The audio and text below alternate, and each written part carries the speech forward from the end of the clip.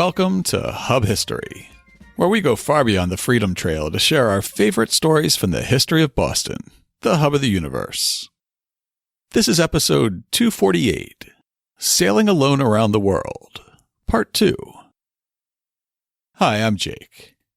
This week, I'm continuing the story of Joshua Slocum and his solo circumnavigation of the globe, which I began in the last episode.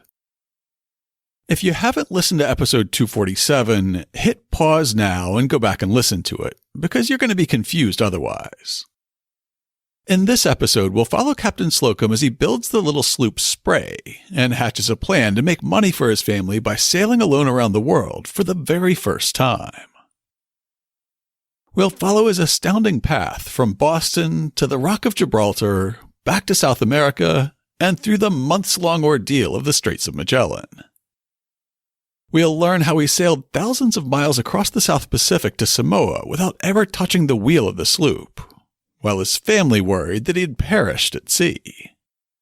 And we'll follow him on his pilgrimage to the home of Treasure Island author Robert Louis Stevenson, his adventure in South Africa, and finally across the Atlantic and home, covering about 46,000 miles in 3 years, 2 months, and 2 days. But before we talk about Captain Slocum's adventures while sailing alone around the world, I just want to pause and thank everyone who supports Hub History on Patreon. I'm hoping to transition the podcast to a new host this summer, one where I'm not going to run out of bandwidth as the audience continues to grow, and also one that gives me richer stats about who's listening to the show. Don't worry, I'm not going to get your personal information. It'll just be a better breakdown of what city you're listening from and what sort of apps and devices you use to listen. It's a big project, and it's kind of intimidating to take on without doing anything to impact our current listeners. So I'm glad I can rely on our sponsors to handle the financials, while I just focus on the logistics of the move. That consistency is the beauty of the loyal listeners who commit to giving as little as $2 on a monthly basis to support the show. To all existing sponsors, thank you. And if you're not yet supporting the show and you'd like to start, just go to patreon.com/hubhistory or visit hubhistory.com and click on the Support Us link. And thanks again to all our new and returning sponsors. And now it's time for this week's main topic. When our last episode left off, Captain Joshua Slocum had buried his beloved first wife, Virginia, near Buenos Aires, returned to Boston to grieve, and met and married his second wife, Hetty. For their honeymoon, Hetty and 2 of Joshua's children joined him on a merchant cruise to Brazil that turned into a 3-year ordeal that saw them getting shipwrecked, building their own oversized sailing canoe, and then sailing that boat, which was christened the Liberdad, back home. Captain Slocum published a book about their experience, while he and Hetty found themselves living just a few blocks apart in East Boston. The captain began dreaming of a new adventure, something involving small boat navigation and loneliness at sea.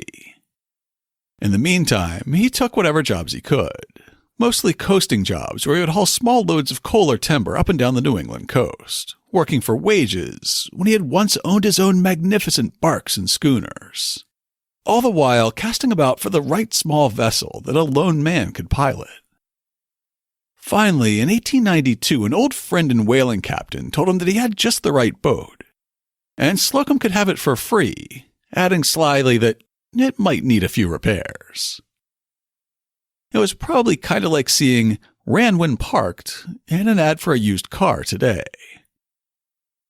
Captain Slocum made haste to the south coast of Massachusetts, writing later, "The next day I landed at Fairhaven, opposite New Bedford, and found that my friend had something of a joke on me. For 7 years, the joke had been on him. The ship proved to be a very antiquated sloop called the Spray, which the neighbors declared had been built in the year 1. She was affectionately propped up in a field some distance from saltwater, and was covered with canvas.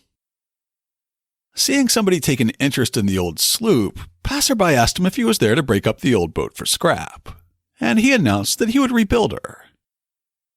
When he was asked if that would pay, he grimly stated that he would make it pay. Then he got to work, writing, "My axe felled a stout oak tree nearby for a keel, and Farmer Howard, for a small sum of money, hauled in this and enough timbers for the frame of the new vessel. I rigged a steam box and a pot for the boiler. The timbers for ribs, being straight saplings, were dressed and steamed till supple, and then bent over a log, where they were secured till set. Something tangible appeared every day to show for my labor, and the neighbors made the work sociable. During these long months of shipyard work, Joshua lived rent-free with an old sea captain friend in New Haven. His biographer Walter Magnus Teller says that Hetty visited him frequently on weekends, and that he often went into Boston to see her as well. It seems that their separation during this time was not one of malice. From his description of this work, it appears that Captain Slocum spent just as much time talking to the curious whalers who'd walk over from New Bedford as he actually did working on the Spray. But the boat slowly took shape. As it neared completion, Slocum wrote, "The Spray's dimensions were, when finished, 36 feet 9 inches long overall, 14 feet 2 inches wide, and 4 feet 2 inches deep in the hold, her tonnage being 9 tons net and 12 71/100 tons gross. Then the mast, a smart New Hampshire spruce, was fitted, and likewise all the small appurtenances necessary for a short cruise. Finally, after many months of hard work, the completely rebuilt Spray was launched, and Slocum noted proudly, 'As she rode at her ancient, rust-eaten anchor, she sat on the water like a swan.' In between his paying voyages, including one where he delivered a torpedo boat to the Brazilian Navy in the middle of a civil war that'd be worthy of its own podcast, Captain Slocum began testing out his little sloop. He told the Boston Globe, in an article published under a Gloucester dateline on July 15, 1893, that he was trying his hand at fishing. Captain Joshua Slocum of the Spray, a 40-foot sloop, is here for the purpose of going on a mackerel hooking trip. Captain Slocum hails from Fairhaven, where he built this craft during the winter. His crew consists of his son Garfield, aged 13 years. He was advised that Block Island is the best ground for a small boat to engage in this fishery, and will probably go there. Slocum would later write that, "I spent a season in my new craft, fishing on the coast, only to find that I had not the cunning properly to bait a hook." Despite that self-awareness, the captain was a cunning self-promoter. So in November of the same year, the Globe reported on a new method of fishing that he'd worked out during his season on the mackerel banks in the Spray. The present season has been what may prove to be the beginning of the revival of the mackerel fishing industry. Mackerel, it is said, have been more than plenty on our coast during the past summer than for some years before. A correspondent of the Globe has visited the sloop Spray of Fairhaven, commanded by Captain Joshua Slocum, whose home is in Boston.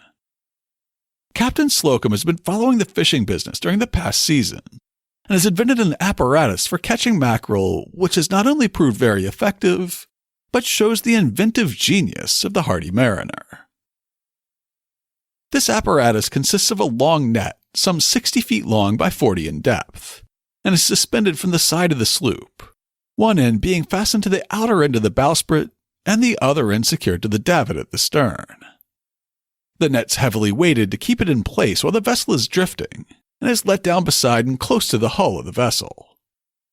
2 long poles are run out horizontally from the vessel's side, one near the fore-rigging and the other at the stern, and ropes are led from the masthead to the outer end of these poles and thence to the corners of the net below the surface of the water. The vessel being hove to in the usual way, bait is thrown, as when fishing by hand lines. And when a good-sized school is alongside, the ropes from the masthead are pulled in, the net, which has been in a perpendicular position, is pulled out under them, and before they realize it, the fish are lifted clean out of the water and deposited upon the vessel's deck. If the quantity should be a large one, they are bailed from the net, the same as from the pocket of a seine. The net being lifted by its corners, of course, causes it to sag in the center, which makes a sack from which the mackerel cannot escape. Another novel feature of the apparatus is that in case the fish get on the wrong side of the net, that's under the vessel's hull, it's only necessary to raise the net in the center and let the fish pass under it. Captain Slocum said that the mackerel did not show the slightest signs of fear. They played about the net, even picking bits of bait from its meshes while it was being lifted under them, and they were captured without the slightest difficulty. From the glowing accounts which the captain gave to his new invention, it would seem that it's destined to revolutionize the present methods of catching mackerel, and must indeed prove of interest to all connected with the fishing industries of New England. Captain Slocum says he will not seek to patent his invention, but would be content to give it a name. He proposes to call it the Spray Spring Net, and will claim no royalties for its use. Captain Slocum expects to spend the winter in southern waters, his first objective point being the West Indies. He will try for fish of various kinds, and may also secure a quantity of shells, sponges, and other marine curiosities, which are so abundant in those waters. After a couple of seasons on the fishing banks, Joshua Slocum was ready to announce his plans to the world. And a Globe article about a week before his departure described the little spray and noted, "Captain Joshua Slocum is the name of her builder, owner, skipper, crew, cook, and cabin boy. For on the greater part of this voyage, Captain Slocum will be alone. Unless, as he says, my wife changes her mind about staying ashore." This contingency the captain seems to regard as a remote one, however, for he is making all his preparations for a solitary voyage. His planned route seems to have been up in the air right up until his departure from Boston on April 24, 1895, because he told the reporter who wrote that article that he was planning to sail straight to Panama and try to get the spray hauled across the isthmus and enter the Pacific Ocean that way. But a week later, when he departed, he said that he would be sailing the other way around the world, through the Mediterranean, the Suez Canal, and the Red Sea to the Indian Ocean beyond. Whichever route he took, the Globe article noted that the ship was well prepared for the adventure. She is most solidly built, with a white oak keel and frames and yellow planking, and her builder, who did all the work himself, can vouch for the faithfulness of the workmen. She does not leak a drop. Forward, she has a small forecastle with a couple of bunks, and aft, she has a comfortable cabin under a low house. The captain will make his berth in the cabin, and will cook, eat, and sleep there. The wheel is but a step aft in the companionway. The bulwarks are low, but a stout, hard pine rail with stanchions gives a hold for the hands and affords support in a seaway. The spray will be thoroughly provisioned, and our captain will carry a revolver for armament. If he finds time for reading, he can turn to some convenient shelves in the cabin, and will there find a set of Shakespeare, Macaulay's History of England, together with many lighter works, the gifts of his friends. In his cabin, too, were charts for all over the world, a sextant, compass, and chronometer, and as the captain is an expert navigator and has already been around the world 5 times, he ought to be able to find his way. After showing off a little bit for the watching photographers as his solo voyage began from East Boston, Captain Slocum first set a course for Gloucester, to pick up the last of the supplies he'd need for an open ocean crossing. In his memoir of the voyage, he described how happy he was with the speed and maneuverability of the Spray on this first day of sailing, but also how nervous he was when it came time to take her into Gloucester Harbor all by himself. The bay was feather white as my little vessel tore in, smothered in foam. It was my first experience of coming into port alone with a craft of any size, and in among shipping. Old fishermen ran down to the wharf for which the Spray was heading, apparently intent on braining herself there. I hardly know how a calamity was averted, but with my heart in my mouth almost, I let go the wheel, stepped quickly forward, and down to the jib. The sloop naturally rounded in the wind, and just ranging ahead, laid her cheek against a mooring pile at the windward corner of the wharf so quietly after all that she would not have broken an egg. Very leisurely, I passed a rope around the post, and she was moored. Then a cheer went up from the little crowd on the wharf. "You couldn't have done it better if you had weighed a ton," cried an old skipper. Now, my weight was rather less than the 15th part of a ton, but I said nothing, only putting on a look of careless indifference to say for me, "Oh, that's nothing," for some of the ablest sailors in the world were looking at me, and my wish was not to appear green, for I had a mind to stay in Gloucester several days. Had I uttered a word, it surely would have betrayed me, for I was still quite nervous and short of breath. The Spray remained moored in Gloucester for almost 2 weeks, while our captain laid in dried cod, oil to calm the waves, a special lantern to help avoid collisions with larger craft, and a variety of fishing nets to help keep him fed on his journey. He also salvaged a castaway dory and cut it in half. The front half of the little rowboat, carefully patched and again watertight, was just the right size for one man to lift in and out of the water from the deck of the Spray, and it would do double duty as a bathtub and washing machine when he wasn't using it to row to shore. The little sloop and its solitary captain got underway again on May 7th, with a wire service story stating that he was heading straight for South America and expected to get there in 5 weeks, while at the same time a Globe story said that he was headed for Gibraltar. After leaving Gloucester, the Spray stopped briefly in Maine, then again at Yarmouth, Nova Scotia, just a few miles down the coast from where the captain had grown up. Here he bought some butter and potatoes for the voyage, as well as the cheap 10 clock that he would use for navigating the oceans of the world, instead of a more traditional chronometer. If you recall our episode about Boston Standard Time back in January 2020, calculating latitude could be done with a sextant, but longitude required an ultra-precise timepiece. To find his exact position on a map, Joshua Slocum would need to know both his latitude and longitude. The latitude, of course, is how far north or south you are relative to the equator, with lines of latitude circling the Earth parallel to the equator, while longitude is your position east or west around the globe, with lines of latitude circling the Earth in the other direction, and all intersecting with one another at the north and south poles. Because the system was laid out during the height of the British Empire, the prime meridian, the line of longitude that everything else is based on, runs through Greenwich, England. Finding latitude, assuming the navigator has the training and the necessary reference tables, is actually pretty simple. They simply measure the angle of the sun, stars, or other celestial bodies above the horizon when they reach their highest point. Take the North Star, for example. It remains within 1 degree of true north, so all you need to know is when it's reached its highest elevation of the night. When it's there, look directly ahead at the horizon, then tilt your head back until you're looking at the North Star. If you tilted your head back at a 15-degree angle, your latitude's approximately 15 degrees north. Navigational tables and manuals give the calculations for using the sun or another star. And of course, when he was all alone out at sea, Captain Slocum would have used the sextant on the Spray to shoot precise angles, rather than just tipping his head back and guessing. Longitude is a little more tricky. Calculating longitude also relies on measuring the angle of the North Star's highest point. For longitude, though, a second angle must be taken to a star directly on the eastern or western horizon. Again, navigational tables give the calculation to turn these two numbers into a longitude.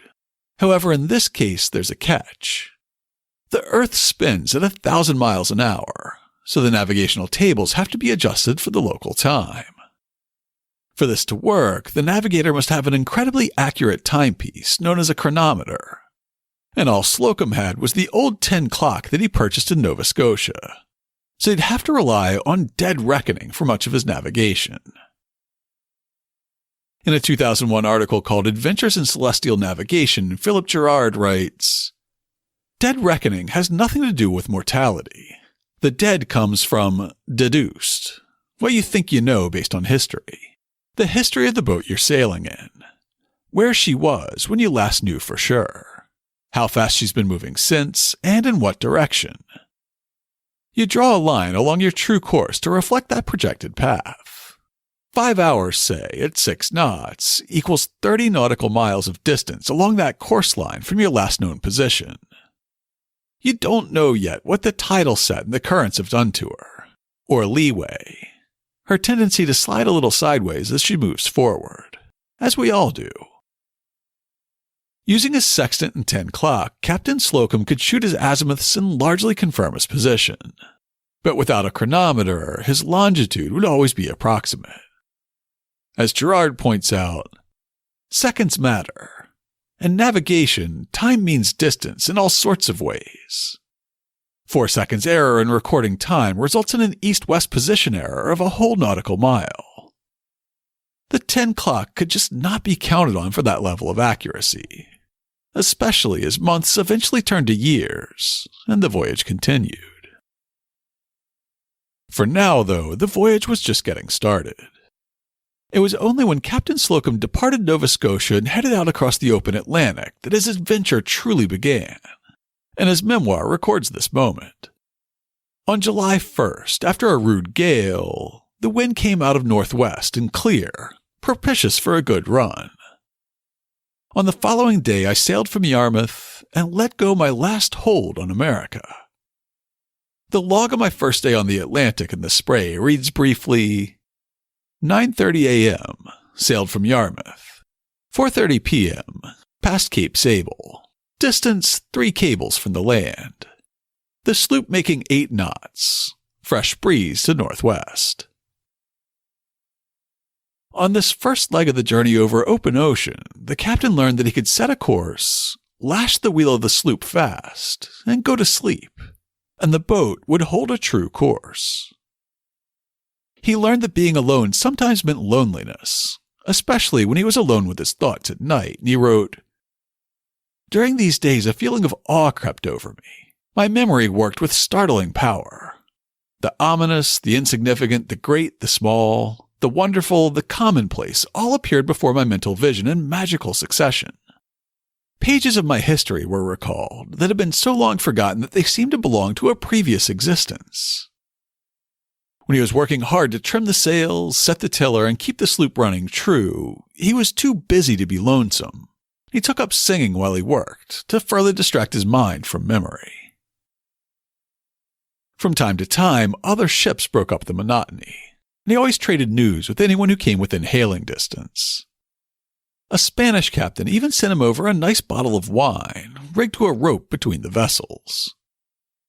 Any westbound ships he conversed with sent word to Boston of his progress when they arrived in the Americas. So readers of the Boston Globe already knew that he was headed for Gibraltar and not directly to Brazil by the time Joshua Slocum finally reached European shores. When he did finally arrive at the legendary British fortification at the mouth of the Mediterranean, Captain Slocum wrote in an article for the Boston Globe in October 1895, August 4th, the Spray arrived at Gibraltar at about 3 p.m. and came to under the lee and protection of the famous rock, having made the voyage in 32 days from Boston, 29 days from Cape Sable. With even 19 hands on board, the Spray would not have come more quickly. The sloop had left Boston in April and Nova Scotia on July 1st, so those times are exaggerated, but that doesn't diminish Joshua Slocum's accomplishment in navigating the high seas alone. The British officers manning the defenses at Gibraltar seemed to appreciate Captain Slocum's daring-do, and they wined and dined him for 20 straight days. They also gave him intelligence about the conditions that lay ahead, convincing him that discretion was the better part of valor, and that the best approach would be to turn back and round the world in the other direction. The reason? Pirates.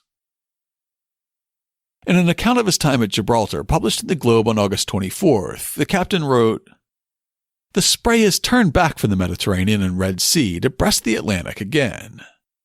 All on account of pirates, and being herself unarmed.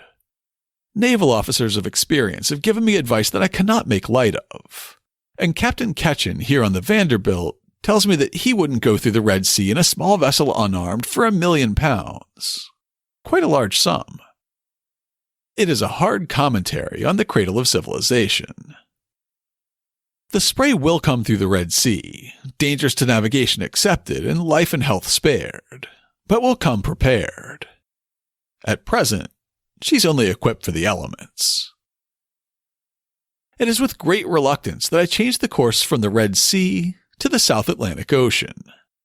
Were the Spray sufficiently armed, she would not take water for all the pirates on the coast of Arabia. I was not aware till my arrival here that piracy is still carried on, but I'm assured by the best authority that on the coast of Morocco and in the Red Sea, it's as bad as ever in the world. This being the case, it's only prudent to go around outside, although it is a long way. So instead of a camel for a Christmas drive in the torrid zone, I will, if all goes well, be on the Spray in the latitudes of ice in Wales. The old man is not afraid of the pirates, but he doesn't want to lose the Spray. On August 25th, he left Gibraltar again, heading west. This time he set a course for South America, making smooth progress for about the first 3 weeks. Then, on September 16th, the Spray entered the doldrums, a belt extending about 5 degrees on either side of the equator where the prevailing winds from each hemisphere collide with one another and fall silent. Without wind to fill his sails and lashed by rain, the Spray spent about 9 days lumbering slowly forward, occasionally trading signals with passing steamers.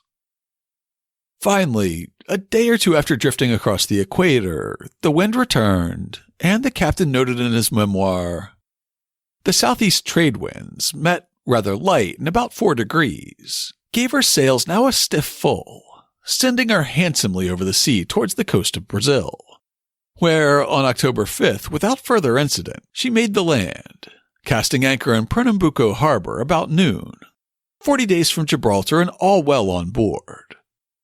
Did I tire of the voyage in all that time? Not a bit of it. I was never in better trim in all my life, and I was eager for the more perilous experience of rounding the Horn." In his merchant days, the captain had made so many voyages to Pernambuco that he knew it probably better than any other city. He spent almost 20 days in the city, visiting friends and buying supplies. On October 24th, he left his home away from home for Rio, where the Spray arrived on November 5th. Throughout the journey up to this point, Captain Slocum had been sending letters home while he was in port and occasionally filing stories about his adventures that ran in the Boston Globe and other papers, some of which I've quoted. But after leaving Pernambuco for Rio, he fell silent. While in the capital city, he tried to get the Brazilian government to pay him for delivering that torpedo boat to their navy the previous year. But the effort was unsuccessful. Knowing that the most dangerous stretch of sailing lay ahead, either by traversing the Strait of Magellan or rounding Cape Horn from the Atlantic into the Pacific, Captain Slocum also decided to re-rig the Spray while he was in Rio. In his memoir, he describes the change and the backseat drivers who helped him. The Spray, with a number of old shipmasters on board, sailed about the harbor of Rio the day before she put to sea. As I had decided to give the Spray a yawl rig for the tempestuous waters of Patagonia, I here placed on the stern a semicircular brace to support a jiggermast.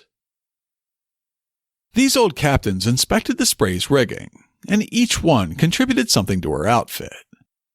Captain Jones, who had acted as my interpreter at Rio, gave her an anchor. One of the steamers gave her a cable to match it.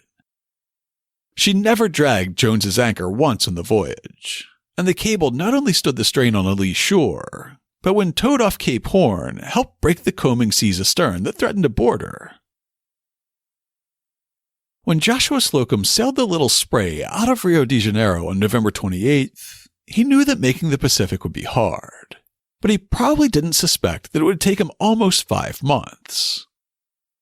That time would be full of challenges, many of them life-threatening, from navigational hazards to storms to pirates to questionable encounters with the indigenous residents of the Chilean headlands.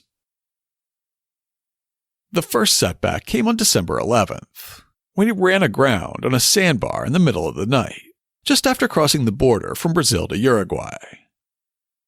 In the aftermath, he almost drowned while using his little half-dory to row an anchor out to deeper water in an attempt to haul himself off the bar. And he almost lost all his gear to locals who thought the Spray was fair game for salvage. The next morning, though, he was able to float the Spray again, with the help of a German farmer, a Uruguayan soldier, and an Italian sailor. And with the additional help of a local Coast Guardsman, he was able to round up almost all of his gear and provisions that had attempted to grow legs during the night.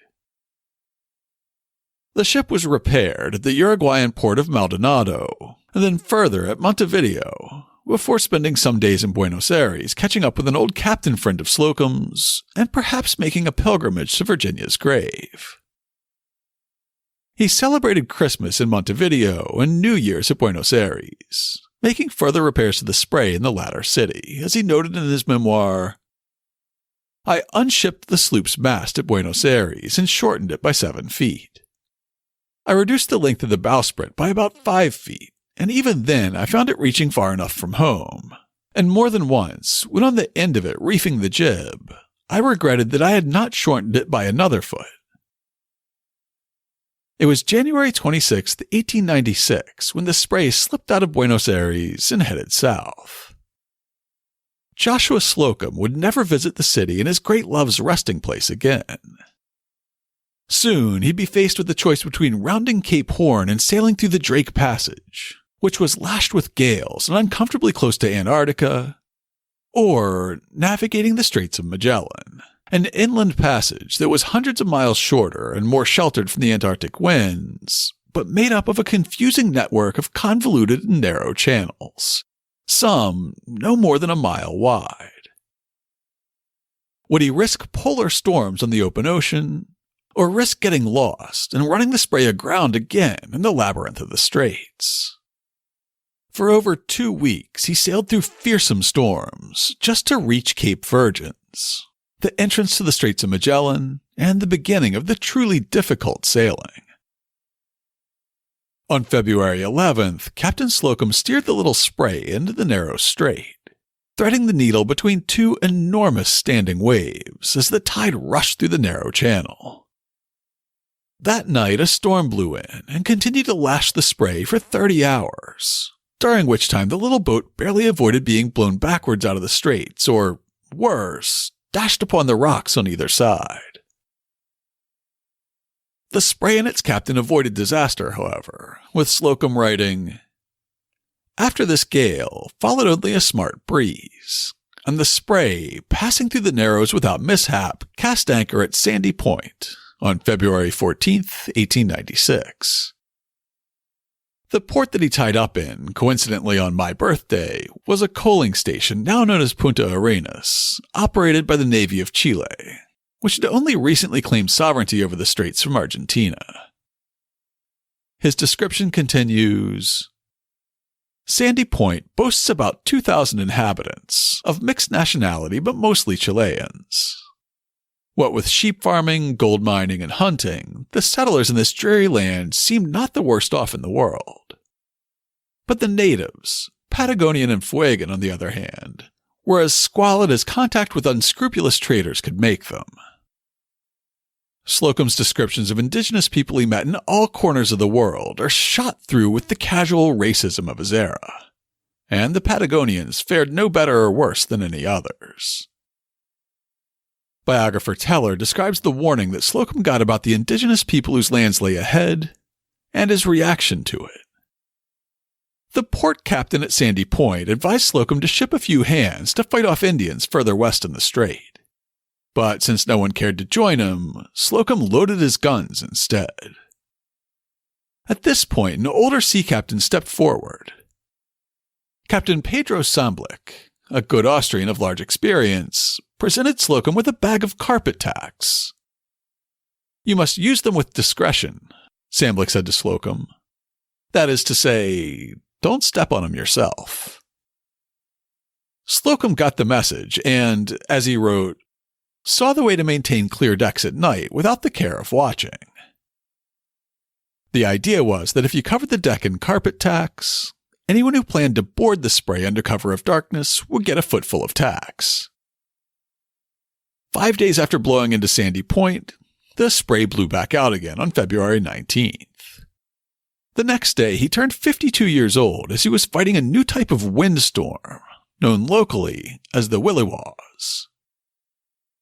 The weather continued for 3 days, and as soon as it broke, Slocum claimed to have been pursued by several canoes of local indigenous people. His description of this pursuit in his memoir uses such offensive language that it doesn't even bear repeating here. Suffice it to say that the captain fired several warning shots into and around the canoes, and they left off the chase. The extreme weather of the Cape region, being so close to Antarctica, continued to batter the Spray and her lonely captain. By March 3rd, the sloop had reached the mouth of the strait on the Pacific side, but there she met a storm stronger than any other she had survived so far. Walter Magnus Teller wrote, "He had scarcely entered the Pacific Ocean when the wind hauled northwest and turned into a very hard gale. The same wind which 400 years before had driven Drake south to discover Cape Horn. Slocum could not hold his westward course. The Spray, her sails blown to ribbons, ran before the wind. Under bare poles, she headed southeast as though she would round the Horn and carry Slocum back into the Atlantic. On the 4th day of the gale, Slocum believed he was nearing the point of Cape Horn. Through a rift in the clouds, he saw a mountain which he took for the Cape. That decided him to backtrack and go to the Falkland Islands in the South Atlantic to refit. He headed east. Actually, however, he was still 100 miles north of the Cape, and instead of rounding it, he was fetching in towards the Cockburn Channel, one of the many arms of the strait.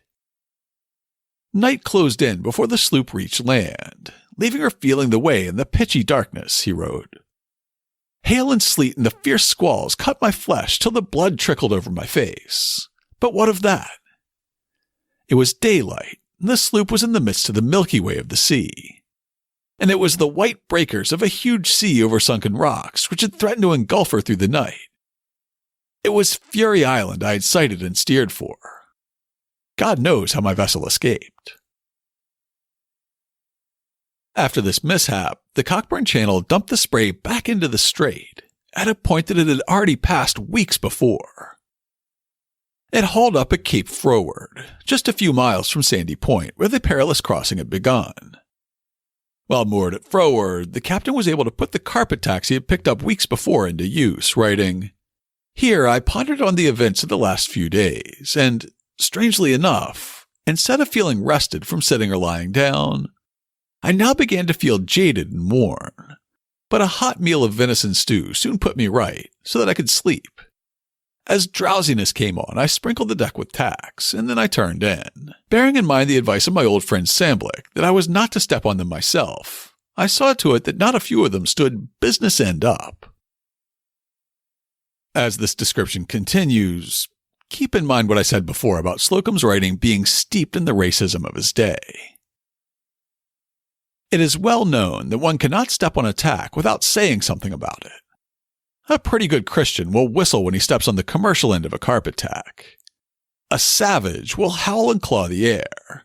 And that was just what happened that night about 12 o'clock, while I was asleep in the cabin, where the savages thought they had me, sloop and all, but changed their minds when they stepped on deck, for then they thought that I or somebody else had them. I had no need of a dog. They howled like a pack of hounds. I had hardly a use for a gun. They jumped pell-mell, some into their canoes, and some into the sea, to cool off, I suppose. And there was a deal of free language over it as they went. I fired several guns when I came on deck to let the rascals know that I was home, and then I turned in again, feeling sure that I should not be disturbed any more by people who left in so great a hurry. After all that, another storm blew in while the captain was trying to sew new sails out of the tarps he had on board, and pushed him all the way back to Sandy Point, where he arrived on March 12th. 3 weeks of sailing had landed him back exactly where he started. Instead of making for port and paying to outfit the Spray again, Joshua Slocum finished stitching his tarpaulin sails, hauled them up, and turned the bow to the west again. By the first week of April, the Spray was anchored in the harbor at Puerto Angosto, the last relatively calm port before the straits opened back up on the Pacific. At about this time, Bostonians got their first update from the captain since he left Pernambuco, Brazil in late October. It had been long enough that some people had begun to worry that he was lost. However, on April 3, 1896, the Globe carried a brief piece on Slocum's progress, though it was second-hand and already almost 2 months old. Captain Joshua Slocum, who sailed from East Boston on April 24, 1895, for a voyage around the world, has been heard from by a Boston man. On February 16th, the doughty captain was at Sandy Point in the Straits of Magellan. Captain Slocum is circumnavigating the globe alone in the 40-foot sloop Spray. After a tempestuous voyage across the Atlantic, he reached Pernambuco, Brazil on October 5th. That was the last heard of him until the letter just received in Boston. He says he has had a rough experience since he left Pernambuco. It was his intention, so the letter stated, to proceed to Sydney, Australia, to stop at Tahiti and the Society Islands, and also at lonely Pitcairn Island, and then to go to the Sandwich Islands. In the days that followed, the captain made 6 attempts to break through the tides and winds into the Great South Pacific. The 7th time, on April 13, 1896, he was successful. Just over a week later, the little sloop Spray broke out into the Great Pacific, finally landing in the Juan Fernandez Islands, about 400 miles off the Pacific coast of Chile and almost halfway up the South American landmass, on April 27th. It had been 6 months since he had communicated with anyone back home, but the very first group of locals he talked to had heard about his voyage. In his memoir, Captain Slocum wrote, "One of the party, whom the rest called King, spoke English. The others spoke Spanish. They had all heard of the voyage of the Spray through the papers of Valparaiso, and were hungry for news concerning it. They told me of a war between Chile and the Argentines, which I had not heard of when I was there. About 45 people lived on the island, and there was no telegraph line or regular postal service to mainland Chile. But the captain left word that any Boston-bound ships should tell people that he was all right. Before he left, he visited the cave of Robinson Crusoe, a fictional character, and a lookout used by Alexander Selkirk, a real-life castaway who had spent 4 years on the island in total solitude before being picked up by a passing ship. He also enlisted the children of the island in helping him restock, taking them into the woods where they helped him gather figs, peaches, and quinces for the upcoming voyage. He paid a local woman in tallow to sew new sails for the Spray, filled his casks of water, and on May 5th, just about a year since he left the U.S. behind at Gloucester, he sailed north out of the Juan Fernandez Islands in search of the trade winds. Slocum had to sail the little sloop considerably further north than he had expected to find the trades, but when he did, they were off to the races. The Spray raced west as though shot out of a gun, passing the Marquesas Island group on the 43rd day without so much as slowing down. During this period, Captain Slocum says that the sloop sailed straight and true for an entire month without needing a hand on the tiller. When he passed the Marquesas, the captain got out all of his celestial navigation gear and his old 10 clock, and painstakingly calculated his position by shooting the moon with his sextant and consulting his lunar tables. In the end, his calculated position was only 5 miles from the point he had arrived at by dead reckoning. He was even able to detect an error in a logarithm in one of his tables. With such favorable winds, the Spray bypassed the Marquesas, and our captain set his sights on Samoa. In the meantime, the captain later wrote, "I sat and read my books, mended my clothes, or cooked my meals and ate them in peace. I had already found that it was not good to be alone, and so I made companionship with what there was around me, sometimes with the universe and sometimes with my own insignificant self. But my books were always my friends, let fail all else. Nothing could be easier or more restful than my voyage in the trade winds."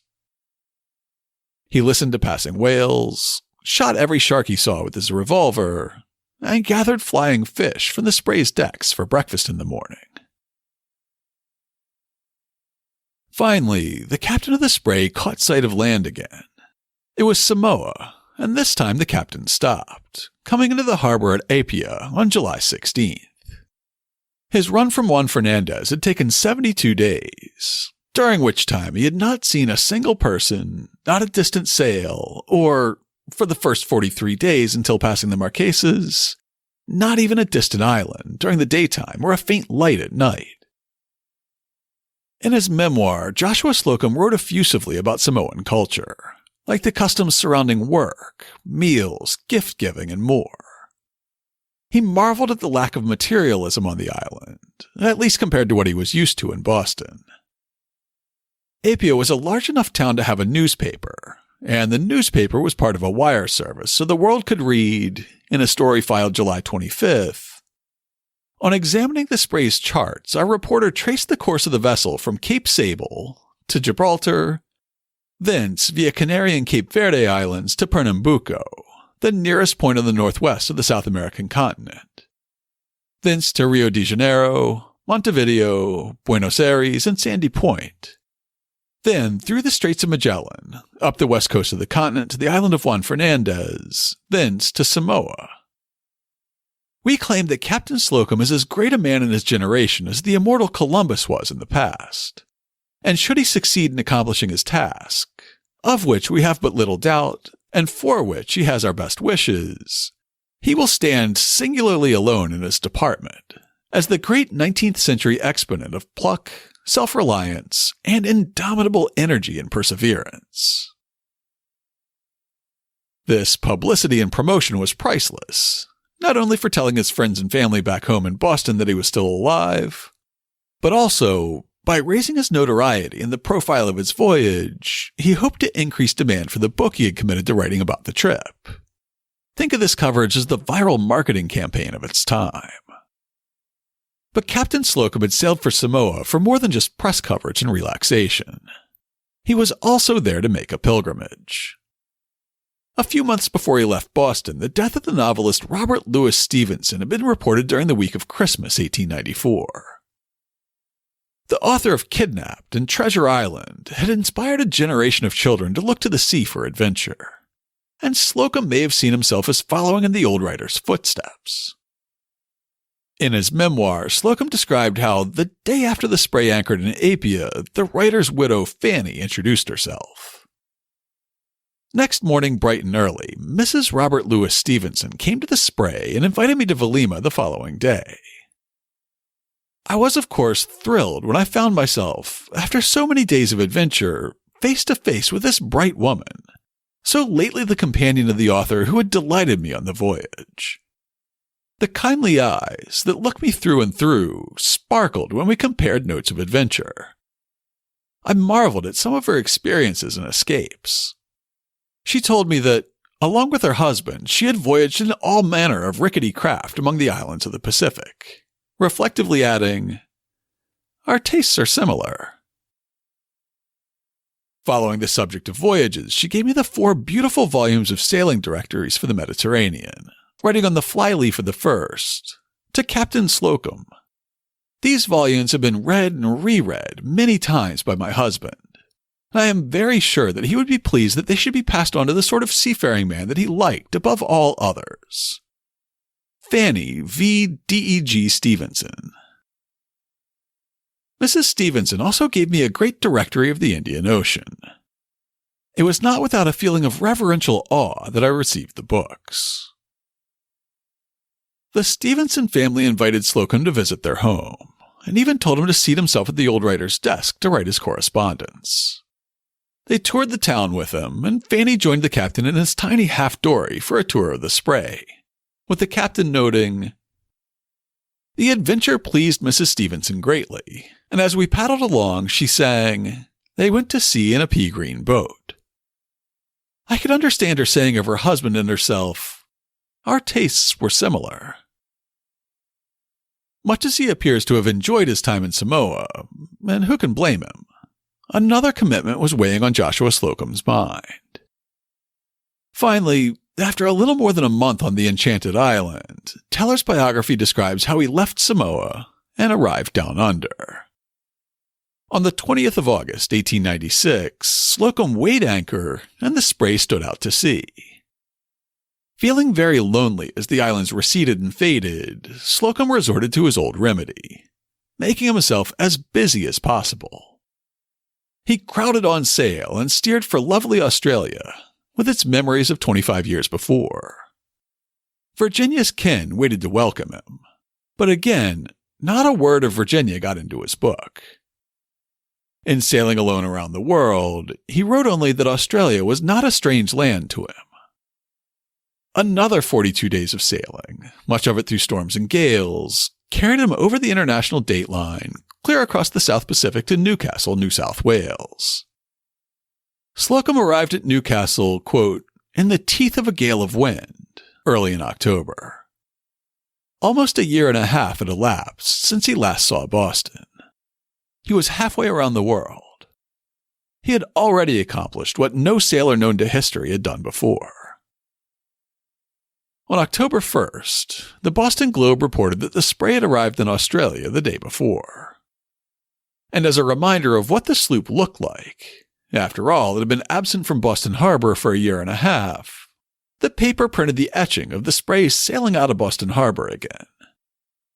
There in Australia, the local papers had already been publishing the dispatches that Slocum filed along his way, and they gushed when he arrived in their harbor, with the Sydney Morning Herald writing, Captain Slocum is hailed everywhere as a worthy descendant of an illustrious line of sea kings, and so probably it will be to the end of time. The highest intellectual development is not likely ever to lessen the delight which we all naturally feel in stirring action, and worthy deeds worthily carried to an end. Slocum proceeded to Sydney on October 10th and moved on to Melbourne on December 6th. His beloved first wife Virginia isn't mentioned in the book that resulted from the trip, but one has to imagine that the time spent with her family was bittersweet. It was a fine summer in the southern hemisphere, and Slocum had time to kill while he waited for the winds to turn. He spent some time exploring Tasmania, and he didn't seem at all rushed. Probably because he was making money, as Teller points out. In Australia, Slocum learned to show off the Spray. In Tasmania, had a lecture. The Spray returned to Sydney from Tasmania on April 22, 1897, just 2 days short of 2 years since sailing out of Boston Harbor. On May 9th, he headed north up the Australian coast in search of a wind that would carry him safely through the Torres Strait, between Australia and Papua New Guinea. At this point, he lost contact with Boston again, though it took some time to fully leave Australia behind. By July 2nd, he had passed the island of Timor to the north, while the coast of Australia began dropping away to the south. The Spray and its captain island-hopped across the Indian Ocean, touching sometimes on uninhabited atolls, sometimes staying a few days in small villages, and always topping up the water casks and taking on as much produce as the sloop could hold. The going was slow, however, and the captain had not been diligent about communicating with his family back home. Some accounts say that the last time he sent word home was upon arriving in Australia in October 1896, so when no further news was received by September 1897, his family feared the worst. Then, finally, a wire service story announced to the world, the little yacht Spray, in which Captain Joshua Slocum is voyaging, has been heard of again. This time, it is at Port Louis, Mauritius. Many months ago, the Spray touched at Samoa and at Australia, and her daring captain then sailed boldly out into the open ocean again. When Captain Slocum was not heard from after a reasonable length of time, his relatives in Massachusetts gave him up for lost. But it seems that the seas were propitious, as a dispatch under the date of September 22nd states that the Spray has arrived at Port Louis. The captain had nearly completed his crossing of the Indian Ocean. From Mauritius, he planned to cross to Madagascar and follow the African coast down, around the Cape of Good Hope, and into the Atlantic once more. However, before any of that could happen, he had to wait again for a season with favorable weather, since September was still late winter or early spring there. In the month when he tarried at Mauritius, a local botanist named a newly discovered species of flower Slocum, in honor of their shared hardiness. Leaving this island haven on October 26th, he passed Reunion Island, navigated toward Madagascar, then turned down the Mozambique Channel, and finally arrived in what was then called Port Natal, and is now Durban, South Africa, on November 7th. A harbor pilot in a steam tug led the Spray in across the bar, but she went under her own power, and with Slocum at the helm, who wrote, "It was blowing a smart gale and was too rough for the slope to be towed with safety. The trick of going in I learned by watching the steamer. It was simply to keep on the windward side of the channel and take the comber's end on." An article about his arrival from the Natal Advertiser was reprinted around the world, stating, "The Spray, with a crew of one man, Captain Joshua Slocum, arrived at this port yesterday afternoon on her cruise around the world. The Spray made quite an auspicious entrance to Natal. Her commander sailed his craft right up the channel, past the main wharf and St. Paul's Wharf, and dropped anchor near the old Forerunner and the creek before anyone had a chance to get aboard. The Spray was naturally an object of great curiosity to the Point people, and her arrival was witnessed by a large crowd. The skillful manner in which Captain Slocum steered his craft about the vessels which were occupying the waterways was a treat to witness. And when the Spray was at last hove to, a hearty cheer greeted the daring mariner. Captain Slocum took a fairly leisurely break in Natal, introducing himself to everyone from the colonial governor to the famous explorer Stanley of Dr. Livingstone, I presume, fame. Ernie, that's a doctor. Go ahead, ask him. You really think I should, Bert? After all this time? Well, it could be the wrong doctor, Bert. Will you please go ahead? Okay. Hurry. Dr. Livingston, I presume? Yes, Sam Livingston, jungle doctor. Yes. Oh, we found him! Yes. Bert, we found him at last! We've come Good. hundreds of miles through the Good. hot, steaming jungle, That's right. hungry, thirsty, tired! Ask him. Just ask him. Okay. Dr. Livingston, Yes? we've come 100 miles through the steaming jungle just to ask you one question. That's right. What is it? Here it comes. What's up, Doc? Finally, he headed out again on December 14th, with only one major obstacle standing between himself and home, which he hadn't seen in 2.5 years. He would still have to navigate the treacherous, stormy, and shark-filled waters around the Cape of Good Hope, the southernmost point in the African continent. After the drama of a months-long attack on the Straits of Magellan around South Africa, the Spray's passage around the Cape of Good Hope is almost anticlimactic. In his account, the captain recorded, "On Christmas 1897, I came to the pitch of the Cape. On this day, the Spray was trying to stand on her head, and she gave me every reason to believe that she would accomplish the feat before night. She began very early in the morning to pitch and toss about in a most unusual manner, and I have to record that while I was at the end of the bowsprit reefing the jib, she ducked me under the water 3 times for a Christmas box. I got wet and did not like it a bit. Never in any other sea was I put under more than once in the same short space of time, say 3 minutes. A large English steamer passing ran up the signal, 'Wishing you a Merry Christmas.' I think the captain was a humorist. His own ship was throwing her propeller out of the water." Despite a good soaking, Slocum and the Spray arrived safe and sound in Cape Town by the first week of January 1898. You'd expect the captain to make a quick turnaround and race for home, in hopes of making it before the 3rd anniversary of his departure. Instead, he put the Spray into dry dock for an overhaul and went out on an extended tour of the colony. For 3 whole months, he took trains to Pretoria, Kimberley, and Johannesburg. He viewed African wildlife from a safe distance, and he argued with government officials who were convinced that he was lying about the purpose of his voyage, because everyone knows that the world is flat after all. For a colony that would find itself embroiled in an imperial war in less than a year, their second in a decade, they extended a warm welcome to the American captain. After all, when you haven't seen your wife and kids for 2.5 years, what's a few more months?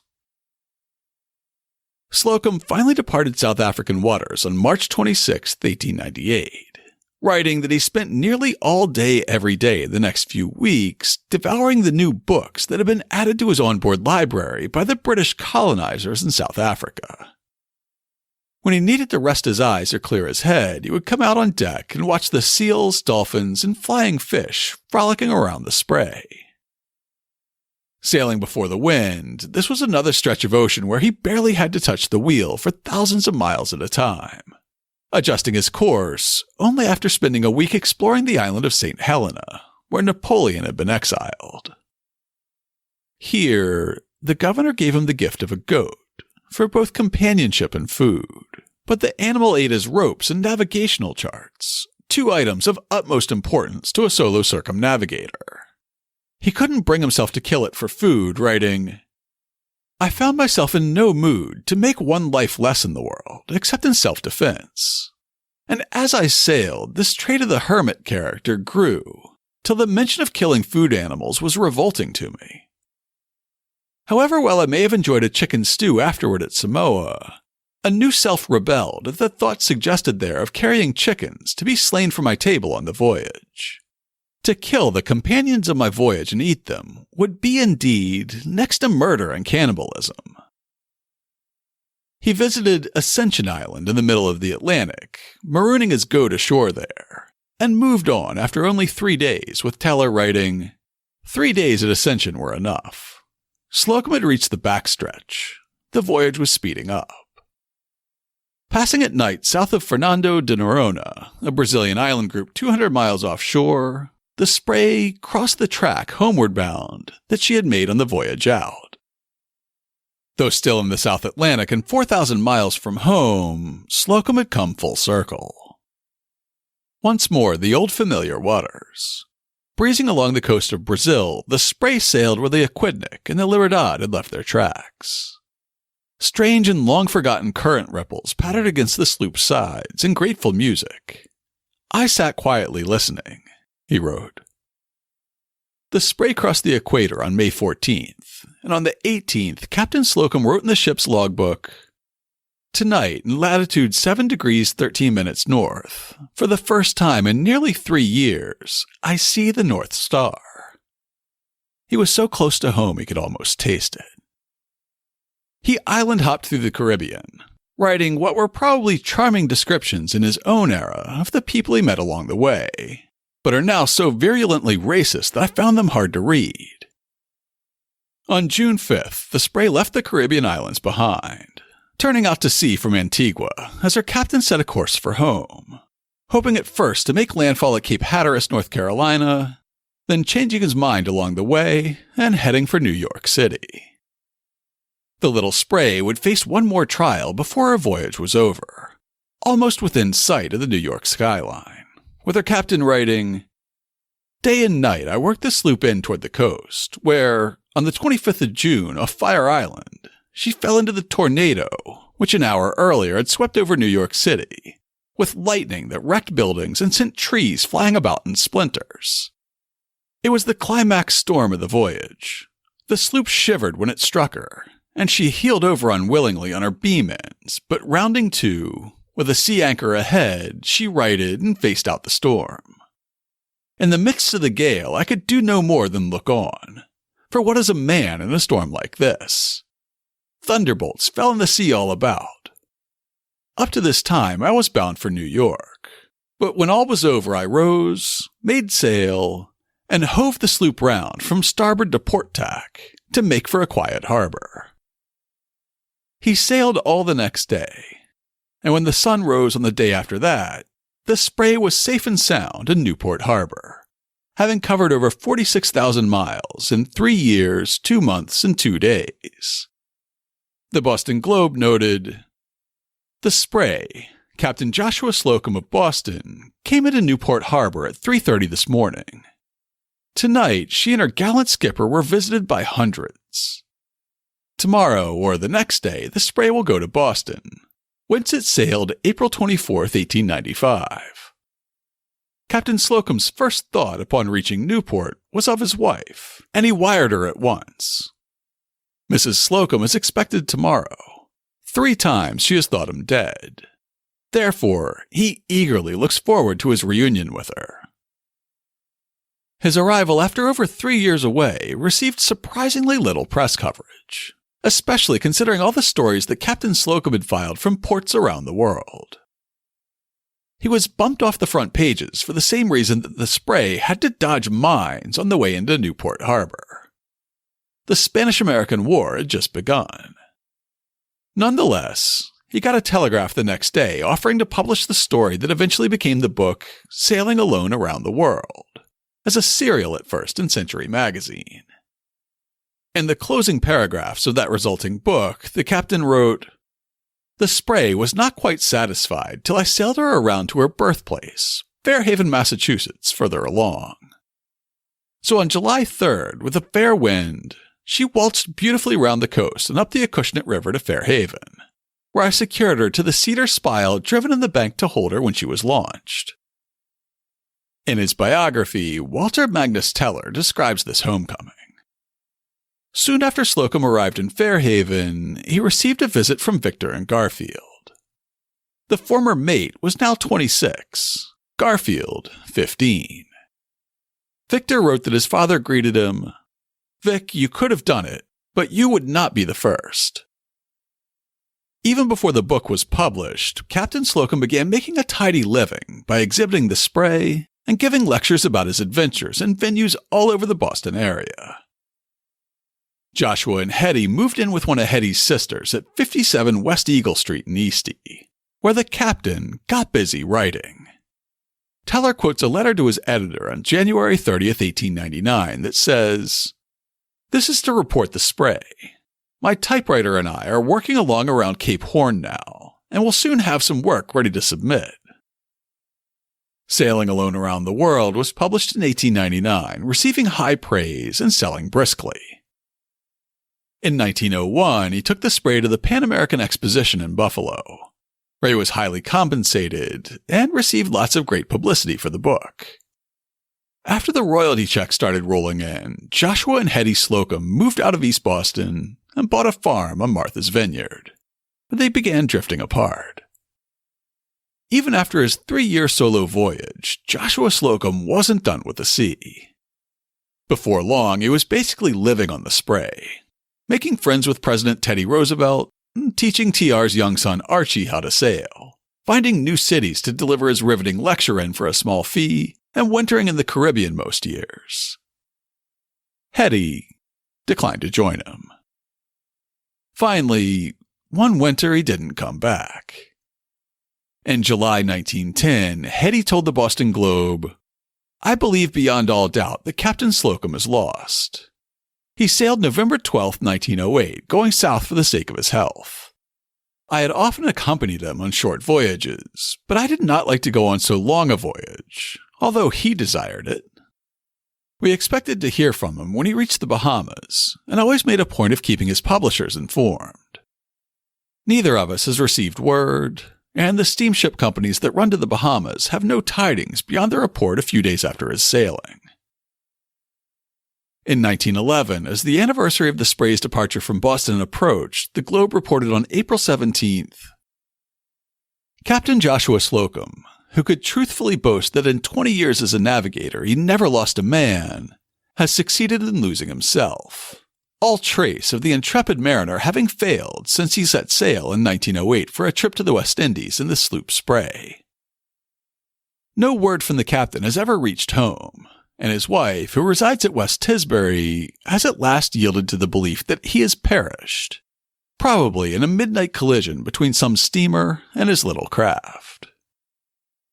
In 1914, Hetty married a vineyard banker, and she outlived him as well, dying in West Tisbury on October 18, 1952.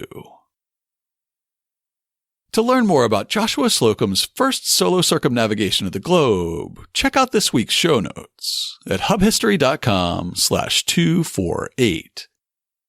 I'll have a number of photos and sketches that were reproduced in period newspapers and in Slocum's memoir, Sailing Alone Around the World.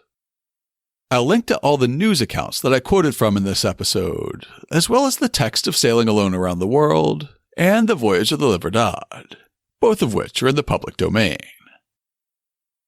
I'll also link to Walter Magnus Teller's biography of Slocum that I quoted from so liberally, which is not in the public domain. If you'd like to get in touch with us, you can email us at podcast@hubhistory.com. We're Hub History on Twitter, Facebook, and Instagram. Or you can go to hubhistory.com and click on the Contact Us link. While you're on the site, hit the subscribe link and be sure that you never miss an episode. If you subscribe on Apple Podcasts, please consider writing us a brief review. If you do, drop me a line, and I'll send you a Hub History sticker as a token of appreciation. A good number of you listen on Spotify, and Spotify just added ratings for podcasts. So if you want to give us a 5-star rating in the Spotify app, that'd be terrific too. That's all for now. Stay safe out there, listeners.